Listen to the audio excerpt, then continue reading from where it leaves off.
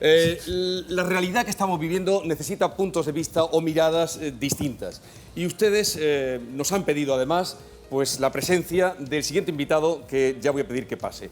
Julio Anguita, por favor.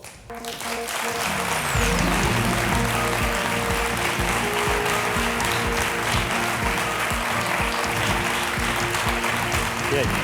Conoce a... Sí, vivimos de Córdoba. Sí. Muchas gracias por estar con nosotros. Gracias. Y seguiremos escuchándole, prestando la atención.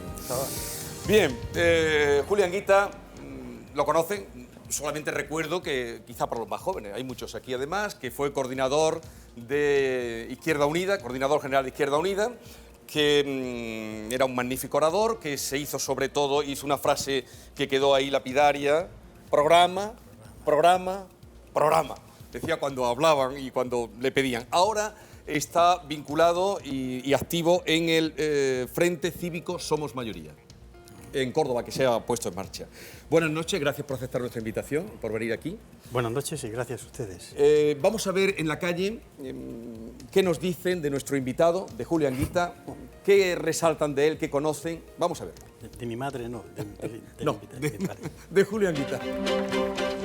Julio Anguita creo que ahora mismo tiene un proyecto él entre manos, ¿no? Que un poco, ¿no?, para salirse de la línea política que hay en estos momentos y, bueno, que lo explicara para ver si convenzo o no. Que me explique un poco también lo que hizo los 14 años, los 13 años que estuvo de alcalde en Córdoba. ¿Qué es lo que opina del estado actual de las políticas o de los partidos de izquierda en el país? Y más después de las últimas elecciones en Galicia y en el País Vasco. Pues ¿cómo arreglaría esta crisis? Que si él considera que Izquierda Unida está más desunida que nunca y que de Izquierda Unida no tiene nada. ¿Qué opina sobre la independencia de Cataluña? Si al final se va a solucionar o va a haber una independencia o qué es lo que va a pasar. Yo le preguntaría a Julio Anguita qué es lo que piensa de la situación política y de las subvenciones a partidos, sindicatos y patronales. Yo a Julio Anguita lo único que le preguntaría es que volviera, porque lo necesitamos la gente del pueblo. Yo le preguntaría a él, según él, ¿qué tendrían que hacer nuestros políticos? ¿Cómo solucionaría realmente esta crisis? Pero realmente, no utópicamente y como un cuento de hadas, sino realmente. A Julio Anguita, que por qué no vuelve a la política. Eso es lo que dice. Bien. Podríamos decir, no responda todavía al final de su intervención. Vamos a empezar con las preguntas y Almería, a ver, Francisca Isabel, adelante. Buenas noches, mi nombre es Paqui, tengo 18 años, vengo de Almería y estudio periodismo. Usted en su libro menciona que el problema de España ya venía del pasado. Según su criterio, ¿cuál sería el detonante de ese problema? Efectivamente, yo mantengo que el problema actual de España no es solamente el de la crisis, sino que hunde sus razones y sus raíces hace veintitantos años. Si tienen ustedes tiempo, vayan a una hemeroteca y pidan el periódico El País del 20 de mayo de este año. Leerán un artículo del que fue presidente de gobierno, don Felipe González, y tiene una frase que merece estar en oro. Cuando hicimos la moneda única, se nos olvidó que... Y dice 5 cosas que se les olvidó, que son justamente las que entonces se le explicaba en el Congreso. No se podía ir a una moneda única con países tan distintos en la economía, con tantas diferencias sociales y económicas, sin un presupuesto común, sin una política fiscal común. Pues bien, cuando en España se aprueba alegremente y se vende a través de los medios de comunicación el Tratado de Maastricht, no se quiso caer en lo siguiente. Hasta entonces, cuando un gobierno necesitaba dinero, se lo pedía a su Banco Central, el gobierno español al Banco de España, el gobierno francés al Banco de Francia y el gobierno italiano al Banco de Italia. Los préstamos estaban entre el 0,5%, el 1% y a veces el 1,5%. El Tratado de Maastricht prohibió terminantemente que los gobiernos le pidieran dinero prestado a sus bancos. Y entonces, cuando necesitamos hacer carreteras, vayan ustedes a la banca privada. Conclusión. Los gastos que ha hecho el gobierno español en el año 2011, si medimos lo que le hubiera costado los préstamos hechos por el Banco de España y por la banca privada, hay un diferencial de 28.500 millones de euros. Eso fue Maastricht. Pero Maastricht fue también otra cosa. Maastricht, y después lo ratificó el Tratado de Lisboa, prohibir los paraísos fiscales. Los prohibió que se prohibieran. Y en tercer lugar, el Tratado de Lisboa plantea que los Estados deben invertir en armamento. Dos datos. El Estado griego es el que más gasta porcentualmente en armamento de toda la Unión Europea. Y además, en España, hace poco tiempo, en el gobierno de don José Luis Rodríguez Zapatero, se hizo un gasto de casi 30.000 millones de euros en armamento, en un armamento que ahora no se puede pagar, entre otras cosas, porque el alto mando militar dice que no sirve absolutamente para nada. Ya está dicho. Lo dejamos ahí. Y tiene muchísimas preguntas pendientes, Julio. A ver, Granada, Luis, adelante. Julio, buenas noches. Buenas noches. Soy Luis, como ha dicho Jesús, soy empresario de Diverlandia y le quería preguntar una pregunta muy directa. Usted ha comentado que España es un país para chorizos, políticamente hablando. Mi pregunta es si tienen nombre esos chorizos.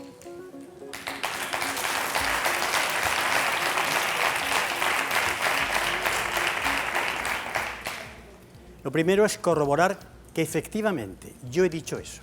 Y lo agradezco. No me oculto.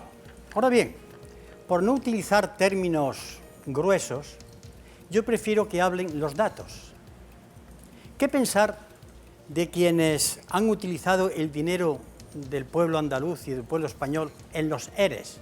Yo no digo que sean los actuales acusados, que no han sido juzgados, pero alguien aquí ha trincado y se ha llevado dinero. ¿Qué calificativo le daríamos? Pero tengo aquí un dato que voy a leer, lo daría en previsión. Esto es de un artículo del catedrático de varias universidades norteamericanas, español, Vicent Navarro, que trae unos estudios que hizo el Financial Times acerca de dónde va la gente que tiene dinero en nuestro país. Permítanme lo que se lo lee porque es muy breve. Resulta que un empleado de la banca suiza, enfadado con su patronal, dio un listado de personas que tenían dinero metido allí, dinero opaco. El primero era un tal don Emilio Botín, que tenía 2.000 millones de euros desde la época del final de la Guerra Civil. Pero a continuación daba 569, voy a poner españoles entre comillas. Les leo algunos. El padre del presidente de la Generalitat, el señor Artur Mas, José María Aznar, Dolores Cospedal, Rodrigo Rato, Narcís Serra, Eduardo Zaplana, Miguel Boyer, José Folgado, Carlos Solchaga, Josep Piqué, Rafael Arias Salgado, Pío Cabanillas, Isabel Tocino, Jordi Sevilla, Josu John Imaz, José María Michavila, Juan Miguel Villarmir, Anna Virulés, Abel Matutes. Ya está, porque vamos a seguir. Muchísimas gracias.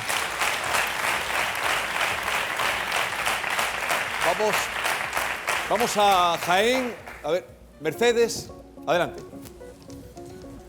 Buenas noches. Buenas noches. Mi pregunta es cortita.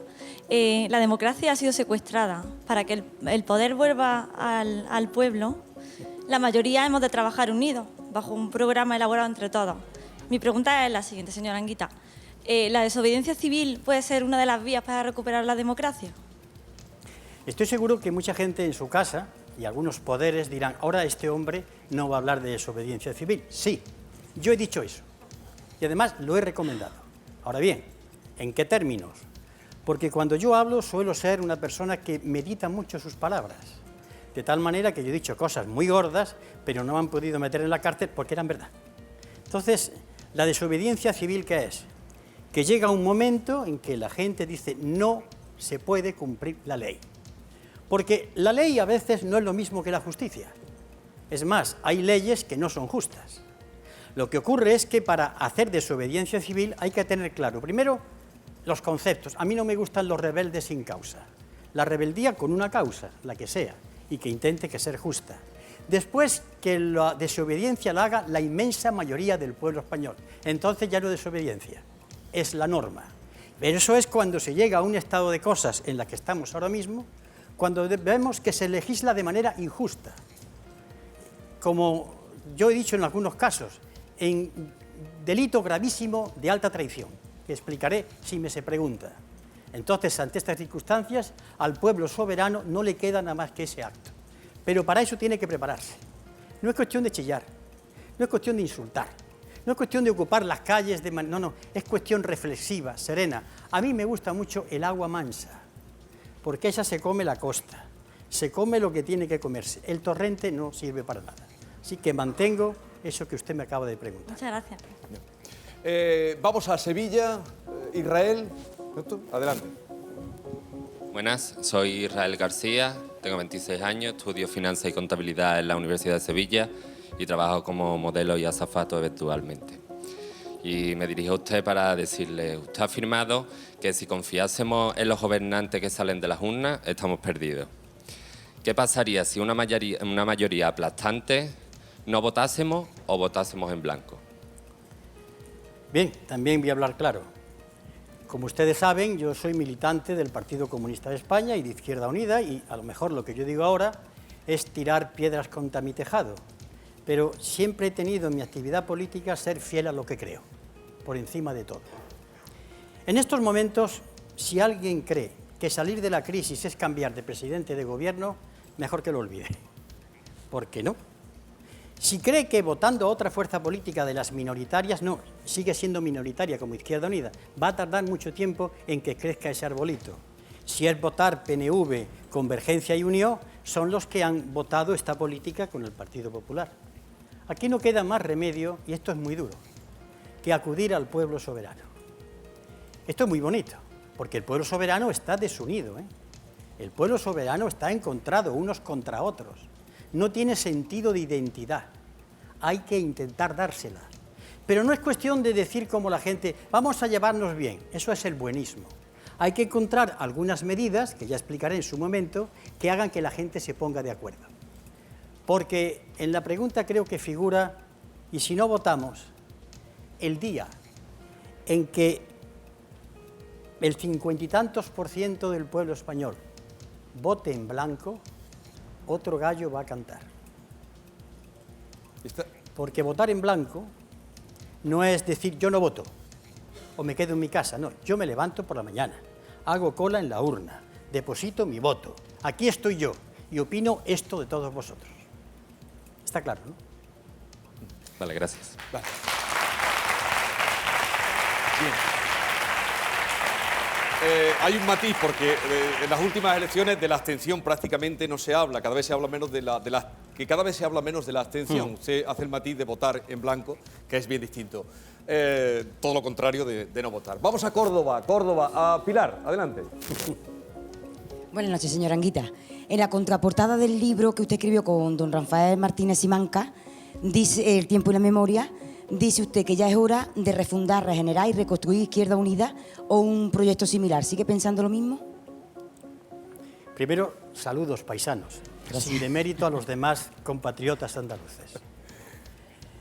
Llevo ya muchos años planteando que las ideas políticas le pasa como a las cosas.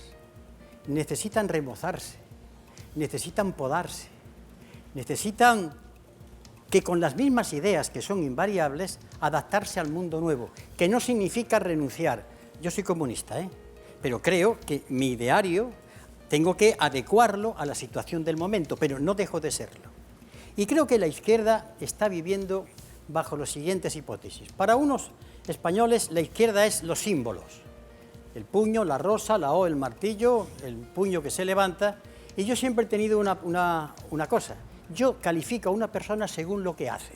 Bien, levántamelo el puño, a no ser que haga gimnasia, pero dime exactamente tú qué es lo que haces. Y me lo demuestras en la vida cotidiana, no en los discursos. Y la izquierda necesita reflexionar. Yo recuerdo que soy autor de una pregunta que hice en un foro político hace tiempo. ¿Cómo escribirían hoy, en el 2012, Carlos Marx y Federico Engels el manifiesto comunista? ¿Cómo lo escribirían? ¿Qué dirían ante una economía que está globalizada? ¿Qué dirían cuando ven que la clase obrera cada vez es más minoritaria porque lo que tenemos es una sociedad de servicios? ¿Qué dirían cuando vieran que la gente ha sido una seguidora desaforada del consumismo? ¿Dónde están los valores de humanización? ¿Dónde están los derechos humanos? Esta reflexión de la izquierda, de la derecha no quiero hablar, esa es la que en estos momentos no se ha asumido consecuentemente. ¿Cree usted que ahora mismo que algunas comunidades autónomas se están convirtiendo en reinos de taifa ingobernables? Bueno, yo fui un alcalde en aquella época que era una época épica. Y entonces todo el mundo nos quejábamos del centralismo de Madrid. Pero es que hay otros centralismos. El de Madrid capital, el de Sevilla capital, el de Barcelona capital. Es decir, las capitales de las comunidades autónomas, sus administraciones, han vuelto a ejercer un nuevo centralismo. Y en el año 79 decíamos que el poder de las instituciones estaba repartido en tres partes: administración central, administración autonómica y administración local. En todo esto, los pobres de siempre han sido los ayuntamientos y siguen siéndolo. Muchas gracias. Señora Anguita, una pregunta breve al hilo de lo que usted estaba haciendo de remozar cita. ¿A qué edad cree usted que deberían jubilarse los políticos? Depende. Hay algunos que no deberían estar nunca. Y otros... Claro, cuando yo hablo de política, le acabo de decir a la siguiente compareciente, yo hablo siempre de la política desde mi concepción de la política griega. Doy argumentos. Yo he sido en mi vida un profesor que en un momento determinado militó en un partido clandestino, me encontré hecho alcalde de Córdoba y aquello empezó a crecer. Pero nunca olvidé mi profesión. El político es el que sabe que la política sola es una cosa, ¿qué diría yo?, empobrecedora. La política es la economía, la política son las bellas artes, la educación, la cultura. Todo eso es la política. Y en la medida que el político tenga ideas, porque en política también se crea, hay creación, y que la gente le pueda servir a la gente, pues ya lo jubilarán. No hay edad para eso, no hay edad. Pero para el resto de profesiones y actividades sí hay edad. Hombre, claro que tiene una edad, pero sobre todo porque la gente se lo merece. Granada, vamos a ver. Claudia, adelante. Hola, soy Claudia de Granada, soy masajista en paro y mi pregunta es muy facilita. Hace poco escuché que presentó un frente cívico que se llama Somos Mayoría y me gustaría saber en qué consiste o qué es lo que usted nos propone. Yo diría que es la última aventura quijotesca de mi vida.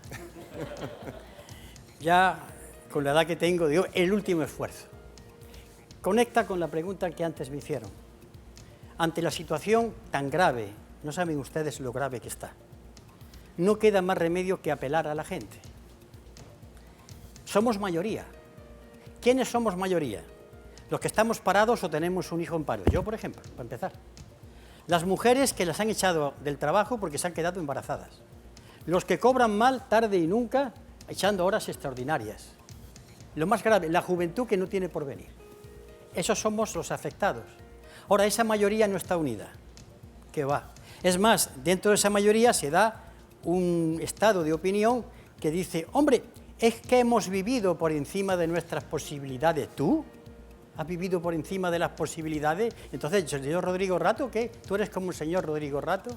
Bueno, ¿cómo ponemos de acuerdo a la gente? Y yo no puedo ponerlas de acuerdo con discursos políticos. Yo no puedo decirle a la gente, ¿haga usted del Partido Comunista o de Izquierda Unida? No. Yo tengo que decirle, ¿qué te parece, compañero? Y cojo mi carné, no lo tiro, lo dejo ahí.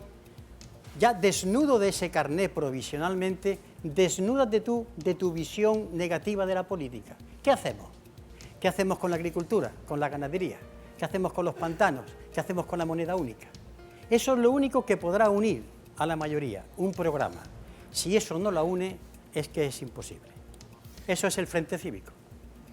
Muchas gracias. Bueno, vamos ahora a Huelva, que todavía no... A ver, hermano, José María, venga, adelante, José María. Hola, buenas noches, señora Anguita. Me llamo José María Fernández, soy empresario, estoy casado, tengo 2 niños y una niña en camino. Mi pregunta es la siguiente. Como sabrá, en la última encuesta del CIS, la clase política, los partidos, eran el tercer problema más importante para los españoles. Los 2 primeros eran el paro y la situación económica. Para esos 2 primeros se han tomado muchas medidas, muchas reformas, sin mucho éxito, pero se han hecho mucho esfuerzo legislativo. Pensar que la clase política va a legislar contra ella misma es ser muy inocente, ¿verdad? Bastante. Pero quisiera hacer una apreciación, una matización. Cuando decimos clase política, estamos metiendo en el mismo saco a gente muy variada. Yo he dicho que no soy clase política, soy político de otra clase, que hay muchos, que hay muchos. Por tanto, no se me puede meter a mí o cualquier otro, todos en clase política. Hay quien vive como un rajá y hay quien vive dignamente. Hay quien no tiene nada que avergonzarse y hay quien tiene que tapar muchas cosas. O sea que estamos muchos y muy distintos. Lo que sí ocurre es que pedir que las oligarquías políticas que están en conexión con la banca y los poderes económicos, ahí voy al meollo, pedirle que se haga el harakiri es soñar. O sea, que hay que ayudarles a que se hagan el harakiri. Y hay que hacerlo serenamente, pacíficamente. Pero como dije antes, como el agua que va creciendo suave. Eso es el movimiento ciudadano. Que sea movimiento de verdad. Repito, yo soy para eso, no me gusta la algarada. Hay que salir a la calle, se sale. Pero sin chillar, sin gritar, con una idea muy clara. Es lo único que sea posible hacerlo. Porque naturalmente nunca ninguna oligarquía se ha matado a sí misma. Ha habido que decirle tranquilamente, muchachos, iros a vuestra casa o en algunos casos ir a vuestra cárcel que os está esperando. ¿Quiere usted decir, señor Anguita, que la política ha pasado de moda? No, al contrario. La política es algo que nunca pasará de moda mientras haya seres humanos. Porque 2 o 3 personas que estén en la plaza de un pueblo hablando, pues yo quiero que la fuente se ponga allí. Yo pienso que los jardines están hablando de política sin saberlo. Le pasa como al avaro de Molière, que hablaba en prosa sin saberlo. Claro, ¿qué ocurre? Que lo que hoy se entiende por política, a mí a veces me avergüenza también. Porque cuando no veo que no hay ninguna propuesta, ni un programa, sino todo es fulanito es tanto, pues el tuyo más, eso no puede ser política. Y cuando veo, y tengo que decirlo con todo el dolor de mi corazón, que no se lee, que no se reflexiona, estamos todos metidos por la prisa. Hay que responder enseguida a los medios de comunicación. Y la política es un arte agrario, un arte de agricultura. El terreno tiene que ser arado, roturado, tiene que ser sembrado, tiene que ser regado. La política son medidas en el tiempo y no este continuum totum revolutum, que es una especie de actuar como un dominguillo, pero no como un político. Málaga, que no hemos ido esta noche todavía. A ver, José Alberto, adelante. ¿Qué cantidad de gente joven tenemos entre el público? Es fantástico. Hola, buenas noches. Me llamo José Alberto, soy estudiante de Comunicación Audiovisual en Málaga. Y bueno, soy paisano suyo, pero la mayor parte del tiempo lo he pasado en Málaga. Y bueno, mi pregunta va un poco relacionada con lo que usted estaba hablando ahora mismo. Y es la siguiente. Si un genio de la lámpara le concediese el poder de cambiar 3 reformas sobre la política de actuación del gobierno para salir de la crisis, ¿qué 3 reformas serían? Les voy a complacer, pero no van a ser 3, van a ser más, muy concretos. Señor Anguita. Sí, no, pero usted está viendo que estoy contestando muy concreto. Va usted muy... Lo que pasa es que antes de entrar en la pregunta tengo que hacer 2 reflexiones. La primera, que estamos en una situación gravísima, de emergencia. El barco se hunde. Miren ustedes, la deuda no se puede pagar nunca. No se puede pagar nunca. ¿Quién paga 4 billones de euros? ¿De dónde va a salir? En segundo lugar, el problema del paro es tremendo, vale, pues hay uno que es todavía peor. Que el 57% de los jóvenes de España no tengan futuro, eso es la muerte de España. Porque ni van a tener pensión, ni van a tener trabajo, y van a comer mientras le viva el abuelito o el padre. Esto sí que es grave. Por tanto, las propuestas que yo voy a hacer parten de la situación de emergencia. No son fáciles, son duras. Y en segundo lugar, que el gobierno que las ponga en marcha tiene que tener 2 características. Una, valor, y otra, tener a la mayoría detrás como una piña. Si no, se lo merienda. Primera propuesta, por la facilita. Salario mínimo interprofesional, 1.000 euros.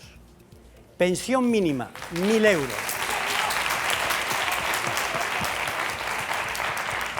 Tercera, y aquí habría un debate con el profesor de Economía. La deuda no se paga, se le hace primero una auditoría, porque en la deuda hay una cosa que se llama deuda odiosa. Si hemos gastado dinero, las administraciones públicas, para hacer pantanos, carreteras, ferrocarriles, bueno, y ya veremos cómo se paga, porque los intereses son tremendos. Pero la deuda para reflotar banca no se paga. He sido claro, ¿no? Y estoy tomando el ejemplo del señor Correa, presidente de Ecuador. Pero claro, a continuación, y ligando con la primera, tengo que hacer una reforma fiscal. Aquí hay que pagar. Y quien tiene, tiene que pagar. Y aquí hay que perseguir a sangre y fuego a la economía sumergida, a los que escamotean impuestos. Y a continuación, sí que estamos diciendo que no se puede echar a la calle a alguien que no ha pagado la hipoteca, eso se llama nacionalizar la banca. Y que nadie se asuste, el gobierno actual la ha nacionalizado. Eso sí, para sanearla y después dársela a sus dueños. Y aquí decimos, bueno, Santa Rita, lo que te quite no se da. ¿Por qué? Porque estás demostrado lo que tú has hecho. Y una medida muy importante, ya van más de 3, y sería muy sencilla para visualizarla. Usted imagínese que van a comprar una lechuga o 1 kilo de tomates, y en un tomatito tiene el tendero puesto lo siguiente: este tomate se lo pagaron al agricultor a tanto, y aquí lo venden a tanto. Verán ustedes que el precio se ha disparado. Esos canales de comercialización hay que sanearlos. No puede ser que el agricultor cobre tan poco y que en el mercado valga tanto. Esta medida que estoy proponiendo se ha intentado proponer y el gobierno no ha querido. No ha querido que los españoles sepan la diferencia entre el precio en origen y el precio en el mercado. Ya tiene usted más de 3. Ya, lo dejamos ahí. Vamos a Almería. A ver, Francisco. Adelante, Francisco.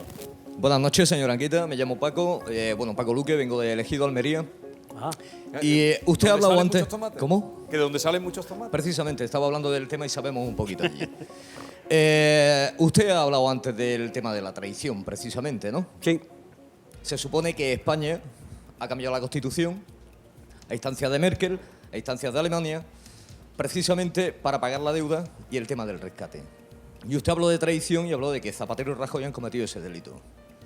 Mi pregunta, ¿usted no cree que sus palabras son desleales para con los ciudadanos y para la situación económica que vive España en este mismo? ¿Y qué solución pondría usted? Muchas gracias.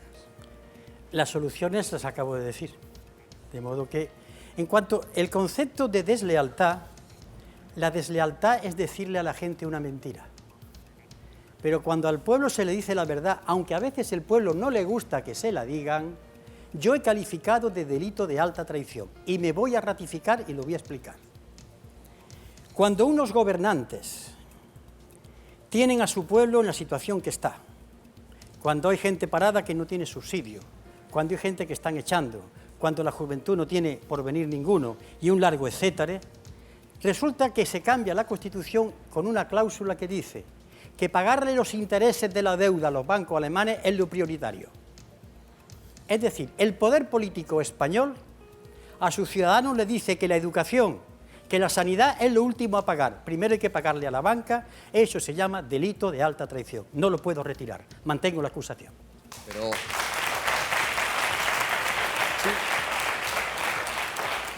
Solo un inciso. Si no se paga esa deuda, España no tendrá préstamo de Europa para salir adelante. Y son 900.000 millones de lo que estamos hablando. Usted es empresario, ¿no? No, ya quisiera yo. Soy locutor desempleado. Bueno, pues mire usted, a los empresarios de Ejido, ustedes saben que cuando se pide un préstamo, o en una casa cualquiera, ustedes no piden préstamo nada más que compran el coche, o compran una casa, o hacen una inversión. Pero ustedes se imaginan todos los días estar pidiendo todos los meses préstamos para acabar el mes, que ya está bien de pedir préstamos. Pero ¿cómo es posible que todos los días se estén pidiendo préstamos para pagar los intereses de los intereses que han generado los intereses? ¿A qué locura estamos conduciendo? Esto que lo expliquen los economistas y lo expliquen los matemáticos. Todos los días hay una emisión de deuda, pagando un ojo de la cara, ya lo dije al principio. No es lo mismo pedirle a un banco alemán que pedírselo al Banco de España, que ya no tiene esa potestad. En consecuencia, pedir préstamos, ¿cuándo se van a pagar? ¿En qué cantidad? ¿Saben ustedes que los intereses, voy a hablar de memoria, que tenemos que pagar al final de año son 45.000 millones de euros en concepto de intereses? ¿De dónde sale? ¿Recortando hasta que llega un momento que lo que recortamos es el estómago. Y puede ocurrir que haya un momento uno no coma, pues dice, mira, se ha muerto cuando ya se había acostumbrado a no comer. Bueno, realmente creo que la deuda es un dogal. Pero cuidado, quien tiene más deuda en España son los bancos y las grandes empresas. El 57,6% de la deuda es de ellos. Después de las pequeñas empresas, un 20%. Y el Estado, ayuntamientos, diputaciones y administración central y comunidades autónomas, tiene el 19%. Muchas gracias. Vamos a Jaén. María José, a ti te va a tocar. Adelante. Buenas noches. Buenas noches. ¿Cree usted que con la entrada en supermercados y ocupaciones de fincas, con eso se está defendiendo los intereses de los trabajadores? Porque en algunos casos hemos visto en distintos medios de comunicación trabajadores de los mismos que estaban llorando, lo cual, no sé, parece un poquito contradictorio como mínimo. Pues también voy a hablar claro. Bien. Vamos a ver. Al principio eso puede ser escandaloso, pero a mí me produce más escándalo cuando veo a compatriotas míos pegarse por coger los restos que tiran las puertas traseras de los supermercados. Que hay programas de televisión que lo están viendo, ¿eh? Gente que se pega y algunos de ellos han cogido y han acaparado y le han revendido a los menesterosos. Eso sí que es grave. Se referirá usted a lo que pasó aquí en Andalucía y en Extremadura. Mis compañeros, y yo les apoyé en ello, lo que hicieron fue demostrar con ese ejemplo en qué situación se estaba. Que una trabajadora resultó o insultada o agredida, eso es un accidente que yo lamento muchísimo, pero más lamento los accidentes de la gente que se va a su casa sin comer.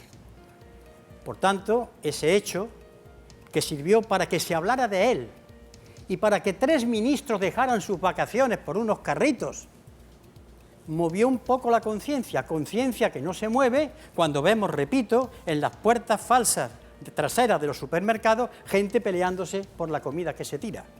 O cómo está el fin de mes para muchas familias. Yo no sé cómo está Sevilla ahora. Me gustaría que se hablase de determinadas viviendas y barrios, o en Córdoba, o en Málaga, o en Almería. ¿Cómo vive la gente?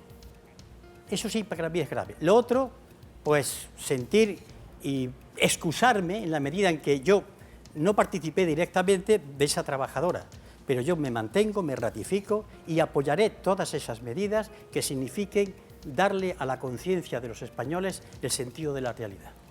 Entonces, ¿quiere decir que el fin justifica los medios? No, porque primeramente no robaron, simplemente sacaron unas cosas para dárselo a la familia. Y además, siguiendo la tradición, este es un país católico, los grandes padres de la Iglesia y los tratadistas católicos dijeron que en caso de extrema necesidad no es pecado ni delito robar, porque primero hay que comer. Lo dice Gracias, gracias. Vamos a Cádiz. Nazaret, que ha levantado la mano la primera. Adelante, Nazaret. Hola, buenas noches. Buenas Me noches. llamo Nazaret Medina y yo también quiero hacerle una pregunta sobre la situación política que se vive en España. Cada vez son más las personas que no se sienten representadas por ningún partido político. ¿Es quizás porque ha desaparecido la derecha y la izquierda en este país y los partidos mayoritarios tienen los mismos intereses? Usted no sabe lo que acaba de preguntar. Hay algo. Esto es un lío. Hay mucha gente que no sabe dónde está. Para empezar, militantes de partidos políticos. Porque ha habido una confusión en la que todos han ido al centro. El centro es el lugar donde se han perdido las características ideológicas, la historia de las fuerzas políticas. Hubo un momento en España, allá por los años 90 y tantos, que todos hablaban del mercado, de la competitividad, del crecimiento sostenido, todos, menos unos cuantos, que éramos tachados de lunáticos y de mesiánicos, cosa a la que estoy acostumbrado. Pues bien, hoy se ha perdido esa diferencia. Fíjese, en el campo de la socialdemocracia, Tony Blair llegó a decir, la izquierda es el ala izquierda del centro. Alain Mick, un pensador, senador y asesor del presidente Balladur, dijo lo siguiente, la democracia no es el estado natural de la sociedad, el capitalismo sí. Y así se han ido justificando, y daría incluso una anécdota que resume todo. En un debate que tuve el 18 de octubre del año pasado, en la Fundación Canal, Mi interlocutor era el consejero de Economía de la Comunidad de Madrid. Y me dice en un momento del debate, señor Anguita, desengáñese usted, la democracia llevada hasta sus últimos extremos conduce a la demagogia y al populismo. Y por tanto hay que ponerle elementos que corrijan eso. Yo le pregunté ingenuamente, ¿se referirá usted a los parlamentarios? ¿Se referirá usted a los tribunales? ¿Al Consejo General del Poder Judicial? No, a los mercados. Pues cuando todos, o casi todos, no todos, porque yo estoy rodeado de gente de mi fuerza política que todavía no han inclinado la rodilla ante el mercado, cuando todos se cubrieron como gente, diría yo, como estos que ven las cosas con la moda última ante el mercado, empezaron a perderse las diferencias. Por eso, cuando uno analiza fríamente las líneas de un partido mayoritario y otro, se dará uno cuenta que en un 90% coincide. Muchas gracias. Atendida. Córdoba, a ver, Juan Manuel, venga, adelante. Buenas noches. Buenas noches. Es un placer preguntarle a un político honrado, porque de esto ya queda un poquito. Lo dice usted como si fuera una cosa extraña. Hoy en día, por desgracia, sí. Por desgracia, sí, porque no sería lo que desearíamos todos los que estamos aquí. Mi pregunta es la siguiente. Sé que usted defendió en su día la pinza política que practicó contra el Partido Socialista. Sé porque fue por ideología del tema de lo que sería la programación política que llevaba en su ideario de Izquierda Unida. Dicho esto, ¿cree usted que los pactos no naturales entre Izquierda Unida, PP, PSOE, PP en el País Vasco, en muchos municipios que son generalmente de izquierda y se alían para quitarle la alcaldía al PSOE, por ejemplo, Izquierda Unida con el PP, ¿cree usted que esos pactos no llevan a la confusión al pueblo llano y pensamos que son todos meramente intereses partidistas? Da igual, porque también salía el PSOE con el PNV, que son de derechas e izquierdas.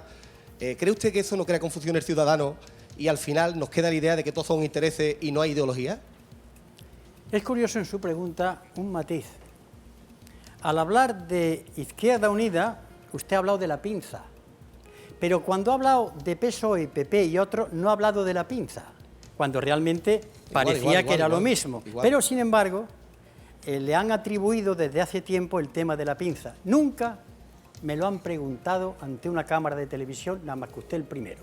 Mira qué bien. Pues nunca se han atrevido a preguntármelo.